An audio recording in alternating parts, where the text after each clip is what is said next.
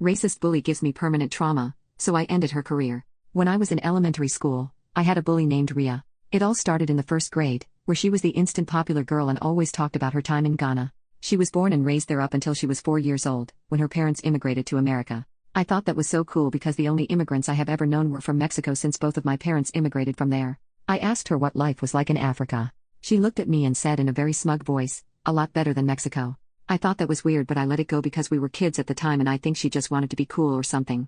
As the year went on, she always made offhanded comments about me being Mexican and it was always directed towards me. It wasn't until the second grade when we were just learning this brand new word that we have never heard of before, racism. 7-year-old me at the time vaguely understood it because my mom taught me the words that were derogatory towards us and wanted me to be aware of them. Anyway, we were watching a cartoon about Martin Luther King Jr. and we were at a scene where the protesters were being unjustly arrested. I thought it was cruel and didn't think it was fair. Ria looked at me and shouted, "A B like you would never understand." For those who don't know, the word B is a slur against Latin people. I was horrified at being called that in the middle of class and I looked at my teacher who just shrugged her shoulders and went back to the show. I couldn't believe it. We're learning about the civil rights movement and I was called a racial slur in front of everyone. I tried asking my teacher why she didn't say anything because what she called me was a bad word towards me and my ethnicity. All she did was say, "It's just a word."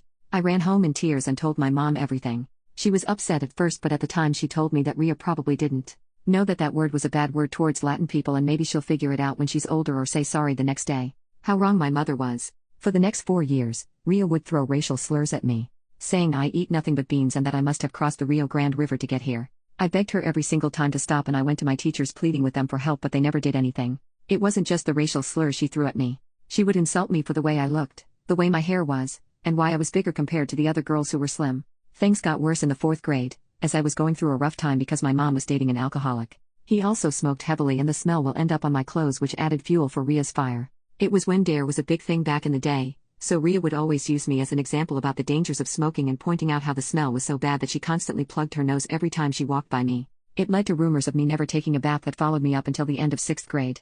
At this time my mom was starting to realize that Ria was not stopping and she tried contacting the school, but all she would get was that it was just a disagreement between 2 classmates. She wrote notes for me to give to my teachers, but nothing would happen, and in the 5th grade things got even worse. My grandfather passed away and his death hurt me so much that even to this day I still feel that raw pain of his passing. Word got out to my school and Ria walked up to me saying how sorry she was that my grandfather was gone. I naively thought that maybe, just maybe, she would stop being a bully and say sorry for saying racist things towards me. "Nope," she said. "It's sad that he died to get away from you. I would too if I realized my granddaughter was so ugly." I broke into tears while she and a few of her friends laughed.